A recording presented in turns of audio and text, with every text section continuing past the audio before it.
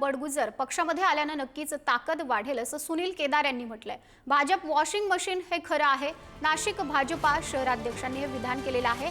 पक्षात आलेल्या नेत्यांनी आमचे नियम स्वीकारले पाहिजेत असंही केदार यांनी म्हटलंय। सीमा हिरे यांची नाराजी आम्ही दूर करू, त्यांची समजूत काढू असंही केदार यांनी म्हटलंय। भारतीय जनता पार्टीची संस्कृती कार्यपद्धती स्वीकारली, त्यामुळे त्यांचं आम्ही स्वागत करतोय।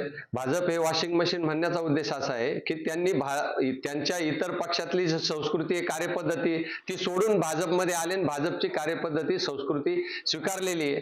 कुठल्याही अटी शर्ती न घालता ते भाजपमध्ये आलेले, त्यामुळे भाजप हे वॉशिंग मशीनचे त्या अर्थाने मी तो शब्द वापरलेला आहे। विरोधक सतत टीका करायचे, कोणताही प्रवेश झाला की भाजप हे वॉशिंग मशीन आहे, भाजप हे वॉशिंग मशीन आहे अशी सतत टीका करत होते। त्याला भाजप नाशिक महानगर जिल्ह्याचा अध्यक्ष म्हणून उत्तर दिलेलं आहे। सुधाकर बडगुजरांचा भारतीय जनता पार्टीत प्रवेश झाल्यानंतर सर्वांनी चौफेर भाजपवर टीका केली। भाजप हे वॉशिंग मशीन म्हणण्याचा उद्देश असा आहे की आपल्याला इतिहासात माहिती आहे की वाल्याचा वाल्मिकी ऋषी झालेला आहे, त्याप्रमाणे भारतीय जनता पार्टीत येणाऱ्याचं आम्ही स्वागत करू।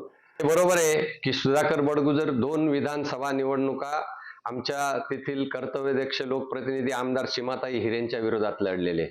आणि राजकारणात हे होत असतं की ज्यावेळेस निवडणुका लढतात त्यावेळेस टीका टिप्पणी सामदाम दंडभेद याचा वापर केला जातो। त्यामुळे एकमेकांचे मन हे कलुषित झालेले। आम्ही त्यांची नाराजी लवकरच दूर करू।